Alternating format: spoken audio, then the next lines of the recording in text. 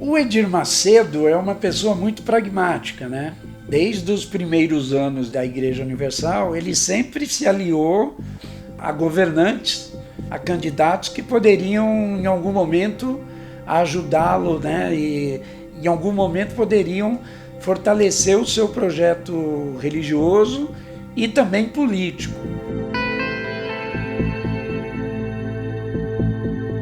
O número de fiéis evangélicos neopentecostais no mundo cresce exponencialmente e, como consequência, cresce também a influência do grupo na política. Diante desse cenário, levanta-se uma dúvida fundamental. Como uma igreja fundada em um salão funerário na década de 1970 comanda o segmento religioso de maior influência no Brasil atual?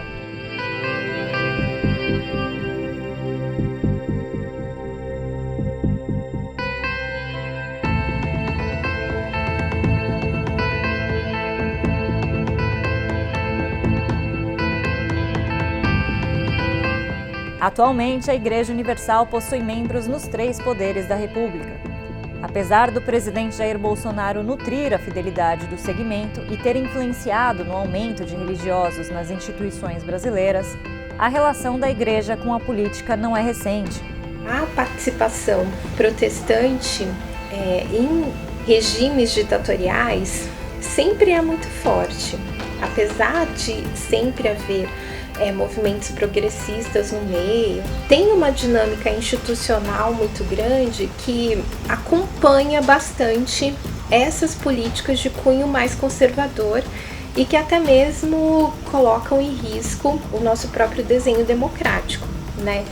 E eu acho que a gente tem mais elementos disso quando a gente está falando da ditadura militar, que a gente vivenciou por 21 anos, em que de fato é possível ver a colaboração incisiva de determinadas igrejas protestantes na manutenção da ditadura, né? Tanto para servir, né, como espaços de delação de pessoas, né, que lutavam contra a ditadura, como para servir de espaços de continuidade de alguns equipamentos propostos por esse regime ditatorial.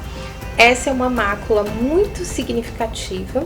Acho que não necessariamente essas instituições reconheceram como, nesse momento, elas contribuíram para o regime, e isso necessariamente reproduz um apoio à configuração política que a gente tem atualmente, mas ainda assim, essa posição de direita e essa posição conservadora dos pentecostais são muito mais presentes no legislativo do que no poder executivo.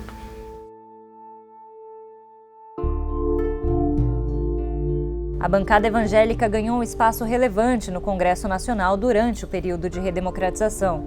1986 é o ano-chave para a entrada da Igreja Universal na política.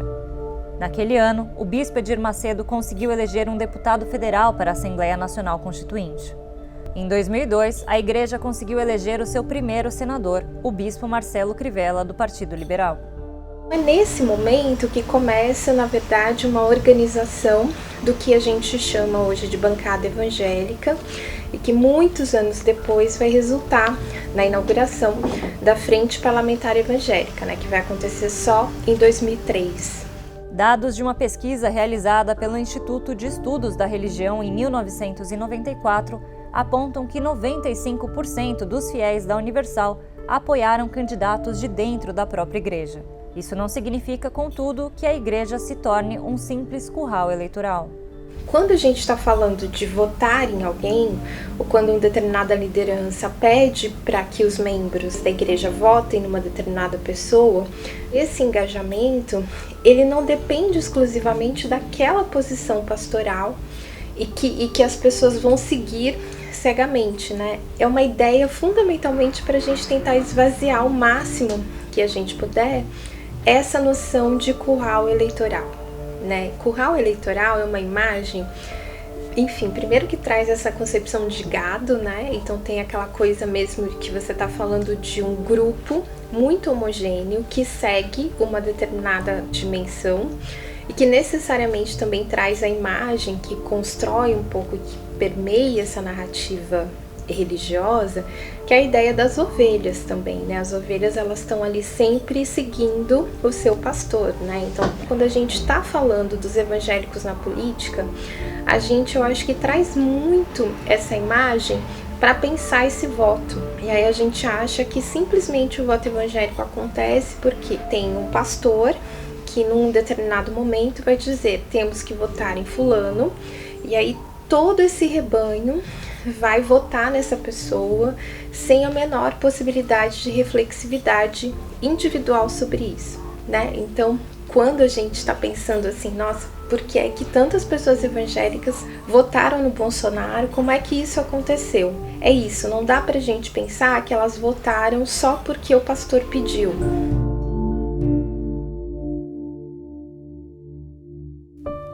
Apesar da aparente fidelidade entre a Igreja Universal e a direita conservadora brasileira, um levantamento feito em 2001 mostrou que tal vínculo não era uma regra.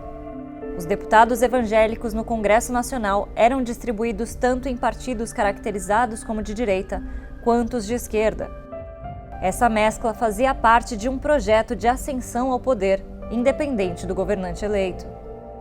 O Edir Macedo sempre foi muito pragmático. Ficou com o Lula, ficou com a Dilma, até o último dia, tendo o ministério no governo Dilma e depois aderindo ao governo Temer desde o primeiro dia também.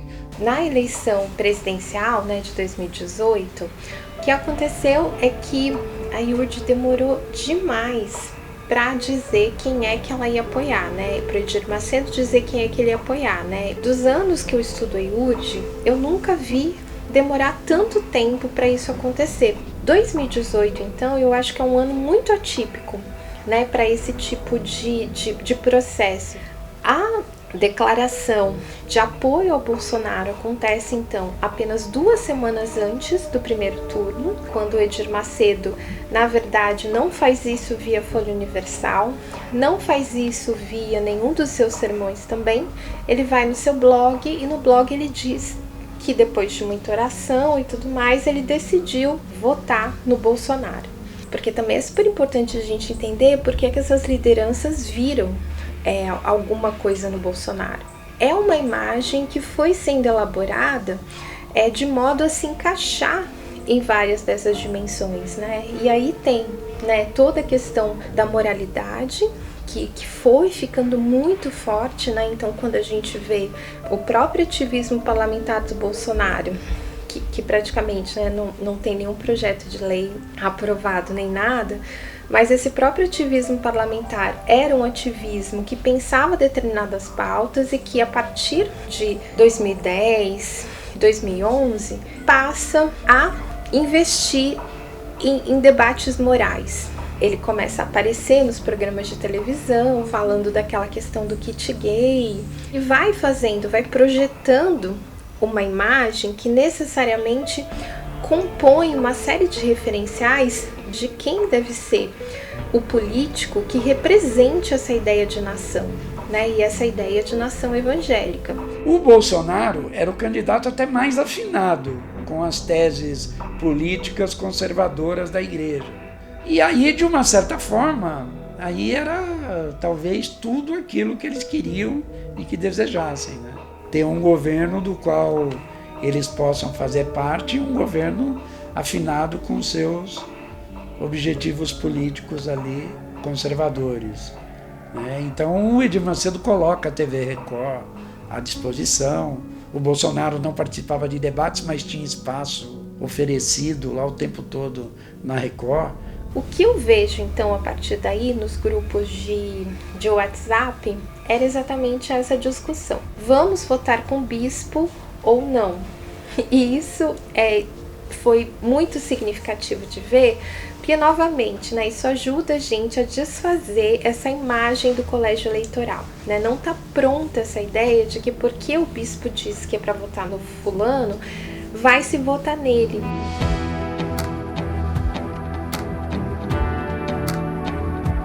Quando a gente tem o segundo turno, tem, então, eu acho que um trabalho maior dessa liderança da Igreja Universal em relação a realmente construir esse voto do Bolsonaro. Então, eu acho que tem um investimento maior mesmo na distribuição de informações, na circulação de determinadas fake news em relação ao Haddad, né, em relação a questões relacionadas ao PT, fundamentalmente atrelada a determinadas moralidades, atrelada à possibilidade de que o PT produziria uma perseguição às igrejas evangélicas no país. E aí tem um evento, né, que eu acho que é um evento que no contexto desse grupo foi extremamente discutido, e é claro que não dá para afirmar que foi esse evento que produziu essa mudança ou qualquer coisa assim, mas que ele compôs todo esse repertório que estava recebendo um investimento maior por parte da igreja, coisa que até o primeiro turno não tinha acontecido,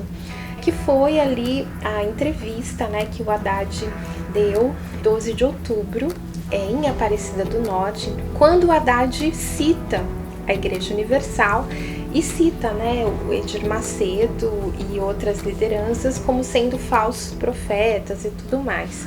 Sabe o que é o Bolsonaro? Vou dizer para vocês o que é o Bolsonaro.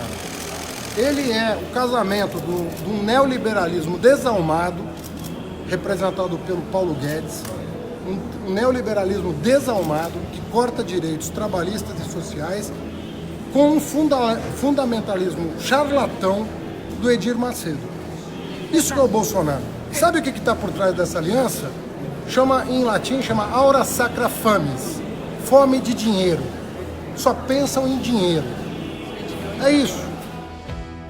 Imediatamente, horas depois, Renato Cardoso, que hoje é genro do Edir Macedo e que é hoje presidente da Igreja Universal, vai no programa de entrevistas da IURD que passa na Record e já começa a dizer: fomos traídos pelo PT.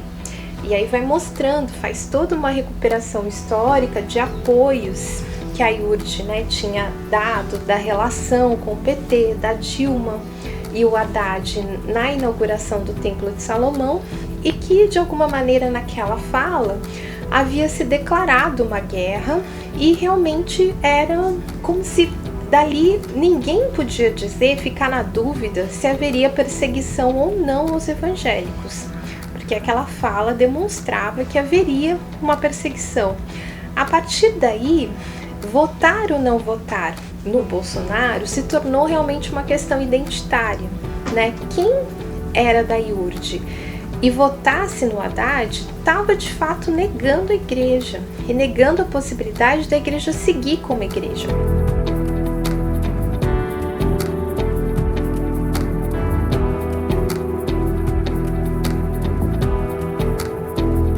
Brasil acima de tudo, Deus acima de todos. Foi a partir da defesa de pautas conservadoras identificadas com os valores cristãos, somada ao medo de uma suposta perseguição petista contra as igrejas, que Jair Bolsonaro ganhou o apoio do eleitorado evangélico em 2018. Apesar dessa identificação, desde a sua eleição, o ex-capitão vem perdendo apoio tanto entre os fiéis quanto entre as lideranças evangélicas. Agora, em ano eleitoral, até mesmo bispos e pastores da Igreja Universal podem rever o seu apoio a Bolsonaro. Esse é o tema do próximo episódio dessa série.